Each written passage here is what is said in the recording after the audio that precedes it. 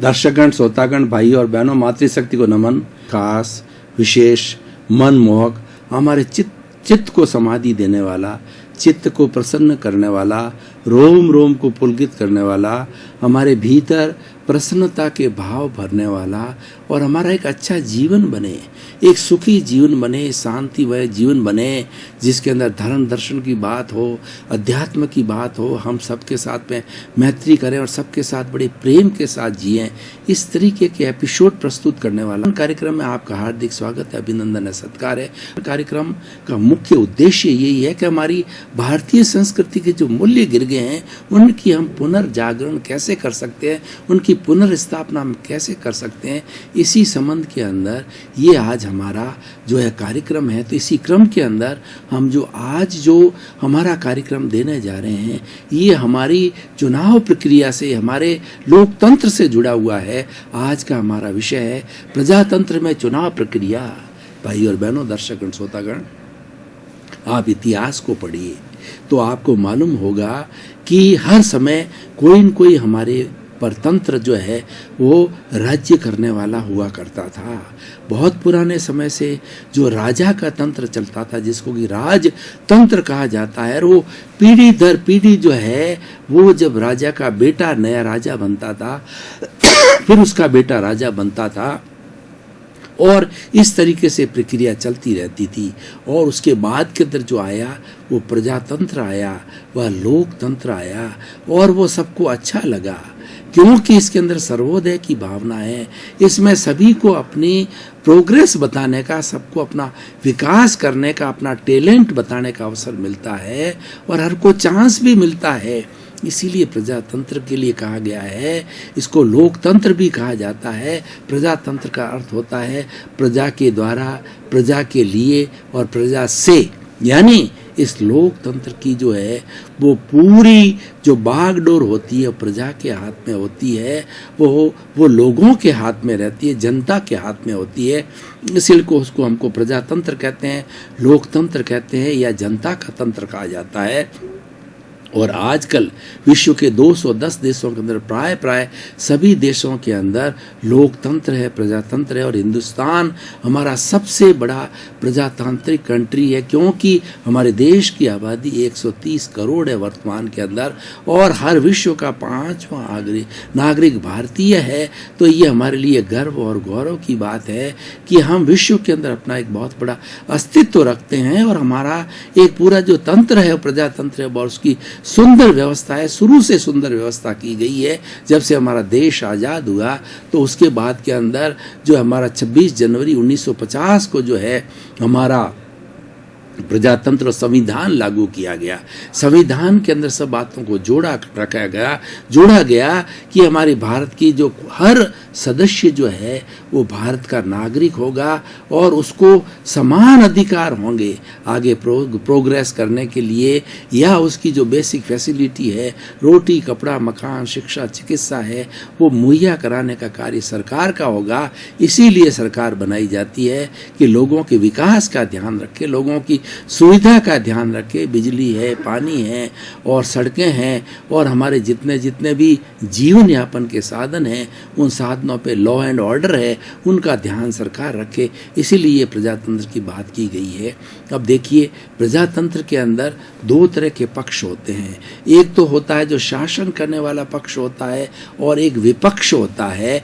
और जिस प्रजातंत्र के अंदर विपक्ष और शासन करने वाला दोनों पार्टियां अगर 45 और 55 की हो या 51 और 49 की हो तो बड़ा स्वस्थ कंपटीशन होता है।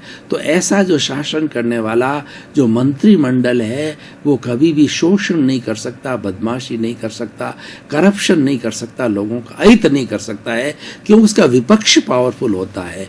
और जो ही वो अहित करने की बात, मनमानी करने की बात, भाई भतीजावाद की बात, पक्षपात की बात, करप्शन की बात, अनीति की बात आती है तो विपक्ष जो है उसको आड़े हाथ लेता है और वो मजबूर कर देता है कि वो जनता के हित की बात करे, क्योंकि उसको जनता ने चुन करके भेजा है।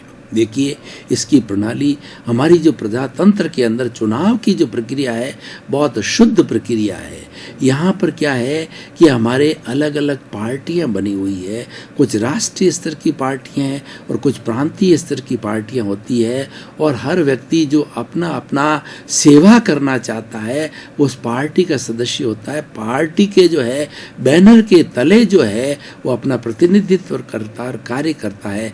और ये हमारा सारा सिस्टम जो है वो सबसे छोटा से छोटा हमारा गांव है, वहाँ से पंचायत से स्टार्ट होता है।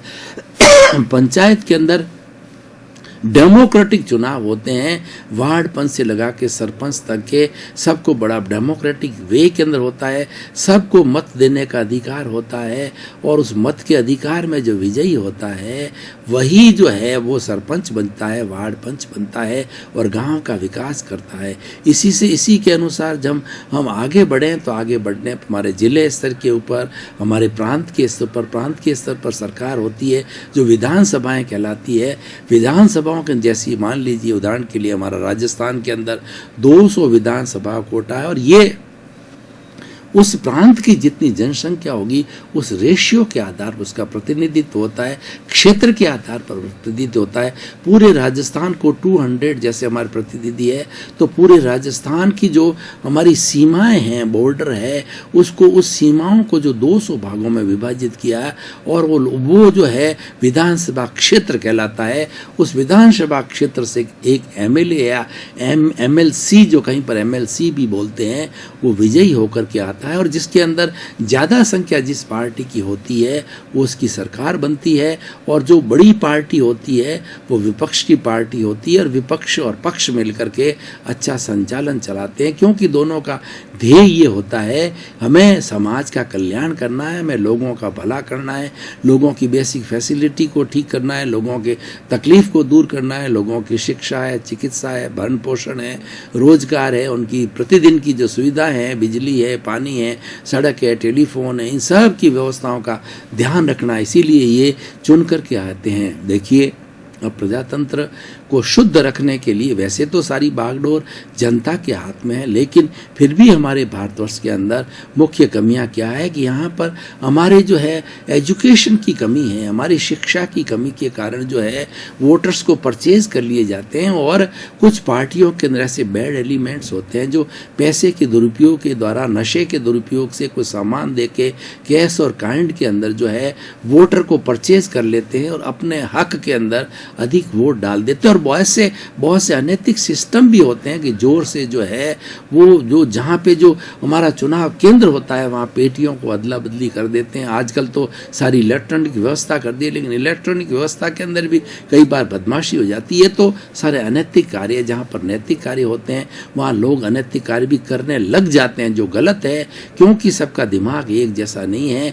हमको फेयर तरीके से चलना चाहिए। और सबसे बड़ी बात क्या है कि आजकल जो है जो हमारा जो ये प्रजातंत्र का जो सिस्टम बना था ये सेवा के लिए बना था। जब देश आज़ाद हुआ तो महात्मा गांधी ने चिंतन किया, और हमारे बाबा साहब अम्बेडकर जो कि संविधान जो है कि समिति के अध्यक्ष थे, उनके साथ में जितने अच्छे अच्छे सदस्य थे सभी ने ये चिंतन किया कि हम ऐसी व्यवस्था दें जिसके माध्यम से लोक कल्याण हो, लोगों का भला हो, अंत्योदय हो। अंत्योदय का अर्थ होता है कि सबसे जो अभावग्रस्त व्यक्ति है, देश का है या प्रांत का है या गांव का है, उस तक वो सुविधा होनी चाहिए। अंत्योदय के अंदर सबसे लास्ट मैन, ग्रास रूट व्यक्ति है, उस तक सुविधा पहुंचनी चाहिए, बैंक पहुंचनी चाहिए, खाद बीज पहुंचना चाहिए, और सारी बिजली, पानी, सड़क उस तक पहुंचनी चाहिए। मतलब छोटे से गांव तक जो बेसिक फैसिलिटी पहुंचनी चाहिए, उस हिसाब से ये बनाया गया। हमारा प्रजातंत्र का जो स्ट्रक्चर है बहुत ही सुंदर स्ट्रक्चर है, लेकिन वो चुनाव प्रक्रिया बहुत अच्छी तरह से बनी हुई, अच्छी तरह से होते हैं, लेकिन उसके अंदर कुछ कमियों की, मैं मेरिट्स और डीमेरिट्स की दोनों बात कर रहा हूँ। अगर सही सही सिस्टम चले तो कोई कमी नहीं होती है, क्योंकि पार्टी भी ऐसे व्यक्ति को टिकट देती है जो कि जीत करके आ सकता है और इनको संभावना होती है इसका लोगों के साथ कितना टच है, वो लोगों के दुख दर्द के अंदर लोगों के साथ कितना रहता है, लोगों की तकलीफ को कितना सुनता है, लोगों के बीच कितना बैठता है, उनकी समस्याओं को देखता है, उन समस्याओं को विधानसभा या लोकसभा के उठाता है। जिस तरीके से मैंने विधानसभा की बात की, हमारा जो है एक राष्ट्रीय स्तर का जो है दो तरह के हमारे संसद है, एक तो है लोकसभा, दूसरी राज्यसभा।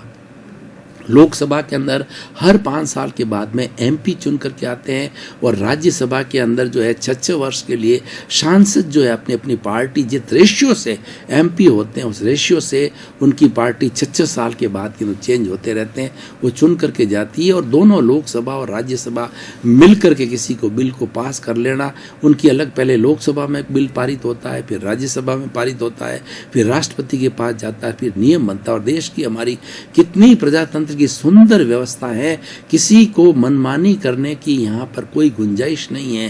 हमारी थल सेना, जल सेना, वायु सेना, उसका सबसे बड़ा राष्ट्राध्यक्ष होता है, वो राष्ट्रपति होता है, वो राष्ट्रपति के इशारे पर चलती है, वो अपनी मनमानी कुछ नहीं कर सकती। जैसे कुछ ऐसे कंट्री में आपको उदाहरण दूं, पाकिस्तान है जिसके अंदर सेवा मनमानी करती है, जो सेना मनमानी करती है, वो सेना चाहे जिसको प्रधानमंत्री बना देती है, राष्ट्रपति बना देती है।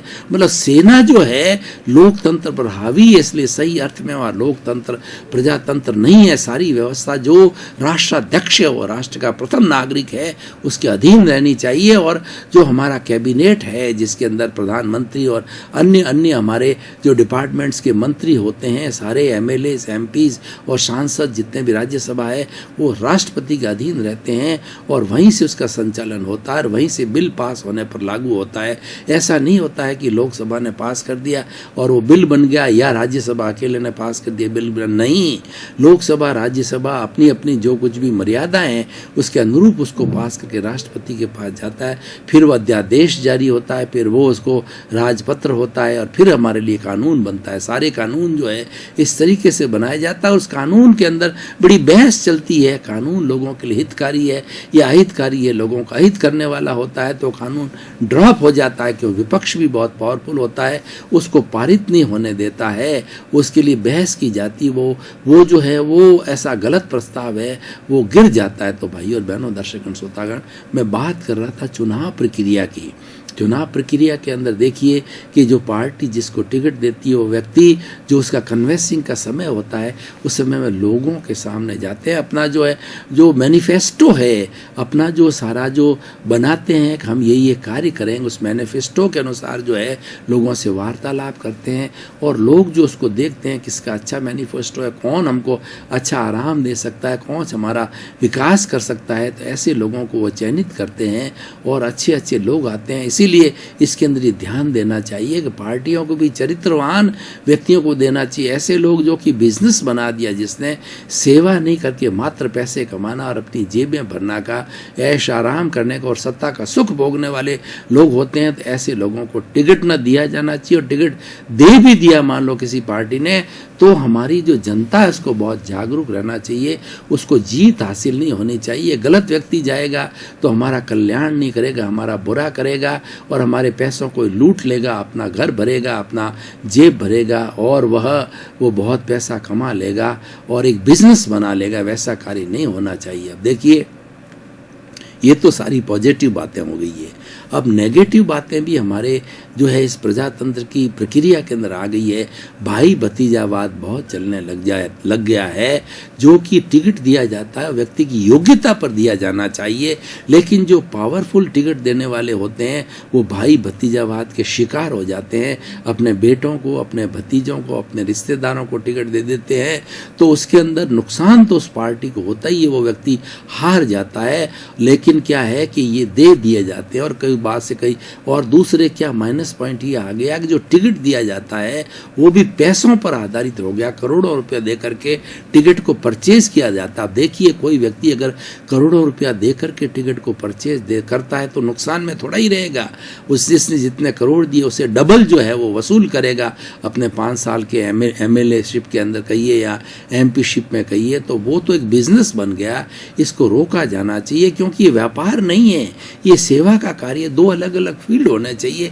और मनुष्य को भी अपनी मानसिकता रखनी चाहिए। उसको कुबेरपति बनना है तो रिलायंस जैसा बड़ा ग्रुप बनाना चाहिए, उसको मैन्युफैक्चरिंग में जाना चाहिए, उसको बड़ी ट्रेडिंग में जाना चाहिए, उसको फैक्ट्री बना करनी चाहिए या बड़ी बड़ी उसको एजेंसी लेना चाहिए और पैसा कमाने का ध्येय उसके अंदर होना चाहिए। उसको सेवा के कार्य को जो है पैसा के यानी मनी मेकिंग डिवाइस नहीं बनाना चाहिए। ये पार्टी को भी ध्यान रखना है और जिसने टिकट लिया उसको ध्यान रखना है और खास तौर से जनता को ये ध्यान रखना है कि ये एक बिजनेस नहीं बन जाना चाहिए, क्योंकि आजकल बन रहा है। ये जो बिजनेस बनने से हमारी स्वस्थ परंपरा समाप्त हो जाती है और हमारा विकास नहीं होता है। हम जहाँ हैं जहीं के कई तरह के आप देखिए पुराने प्रोविंसेस को देखिए, आप यूपी बिहार को देखिए, वहाँ पर इस तरह की अनैतिक चीज़ें चली है पुराने समय के अंदर। मैं किसी की निंदा नहीं करना चाहता हूँ, उस अनैतिक चीज़ों का उस प्रांतों का आज भी विकास नहीं। और जहाँ पर स्वस्थ परंपरा है, राजस्थान को देखिए, गुजरात को देखिए और साउथ के जो स्टेट्स को देखिए जहाँ पर स्वस्थ परंपरा है, अच्छे लोगों को टिकट दिया, अच्छे लोग चुन करके आए, उन्होंने लोगों का बहुत भला किया, लोगों का बहुत विकास किया। वो प्रॉस्पेरियस से हर एक को रोजगार मिल रहा है, शिक्षा की, चिकित्सा की वहाँ बहुत अच्छी सुविधा है, रोजगार की अच्छी सुविधा है, उनके संसाधन बहुत अच्छे हैं। तो इसीलिए हमें सारा अपना विकास ओरिएंटेड होना चाहिए, प्रजा को भी विकास ओरिएंटेड होना चाहिए, पार्टी को भी विकास ओरिएंटेड होना चाहिए। जो व्यक्ति टिकट लेकर के आया है, जिसको भी टिकट मिला है, उसको विकास ओरिएंटेशन होना चाहिए। विकास ओरिएंटेशन कब होगा कि व्यक्ति ज़्यादा से ज़्यादा प्रजा के बीच में रहेगा। जब हम फील्ड में रहते हैं तो फील्ड की समस्याओं का ध्यान आता है कि कहाँ पर सड़क टूटी हुई है, कहाँ पर ड्रेनेज की समस्या है, कहाँ पर पानी इकट्ठा हो रहा है, कहाँ पर मच्छर पानी इकट्ठा होकर के मच्छर ज़्यादा हो गए हैं, या टेलीफोन की कहाँ असुविधा है, और जहाँ पर क्या मेडिकल की फैसिलिटी नहीं है, हॉस्पिटल नहीं है तो पूरा फंक्शन नहीं कर रहा है। स्कूल्स है, गवर्नमेंट की कॉलेजेस हैं, वो सही तरीके से चल रही है, उसका पूरा ध्यान देना चाहिए। जब वो ध्यान देने लग जाता तो हमारी कार्यपालिका जितनी भी है वो भी उससे घबराती है। कार्यपालिका का मतलब उन डिपार्टमेंट्स, जो सरकारी डिपार्टमेंट, चाहे रोडवेज हो, चाहे वाटर वर्क्स हो, चाहे बिजली हो, चाहे अन्य विभाग हो, तो उसका वो प्रतिनिधित्व करता है जनता का। इस कारण से वो लोग उससे घबराते हैं, डरेंगे भी, क्योंकि वो स्वयं जो है अच्छा कार्य करने वाला। आज हम आपको एक उदाहरण दें, हमारे वर्तमान भाग्य से जो हमको 4.5 साल से नरेंद्र भाई मोदी जैसे हमको प्रधानमंत्री मिले, और वो भी गुजरात के 12 साल जो है वो मुख्यमंत्री रहे, और उन्होंने ये ठाना कि मैंने अपने स्टेट की बहुत सेवा की है, अब मैं देश की सेवा करना चाह रहा हूँ। तो हालांकि उनके ही लोगों ने उसको पछाड़ने की कोशिश करी, उनको दबाने की कोशिश करनी, लेकिन उनका खुद का जज्बा, उनका काम करने का तरीका, उनका नज़रिया, उनकी सोच इतनी पावरफुल है कि सब बाधाओं को चीर करके वो उच्च स्थान पर आए और उन्होंने बहुत अच्छा कार्य किया है। और he now is the best prime minister of the world. उनको जो है वर्ल्ड का बेस्ट प्राइम मिनिस्टर का दर्जा है दिया है। दर्शकगण, श्रोतागण, भाई और बहनों, आपका बहुत बहुत धन्यवाद। कार्यक्रम हर एपिसोड के अंदर सांगो पांग विवेचना करता है, मल्टी डायमेंशनल बात करता है और चहुमुखी बात को लिया जाता है। किसी भी एंगल को छोड़ा नहीं जाता है। मेरिट डिमेरिट देखी जाती है, सोशल यूटिलिटी, प्रासंगिकता, रिलीवेंस, ताकि कि वह एपिसोड इंटरेस्टिंग हो, ताकि वह एपिसोड सबको शिक्षा देने वाला हो और उस एपिसोड से लोगों को भला हो। क्योंकि हमारा उद्देश्य यही है कि व्यक्ति के नकारात्मक भाव हटा करके हम उसमें सकारात्मकता लाना चाहते हैं, ताकि उसका विकास हो। इसी क्रम में आपका जीवन आनंदमय हो, मंगलमय हो, सुखमय हो, प्रेममय हो, धर्ममय हो, और खूब आप शतायी होकर के परोपकार करें, अपने परिवार की सेवा करें, स्वयं का जो विकास करें और उसके साथ साथ में समाज का विकास करें। आपके प्रति मंगल भावना।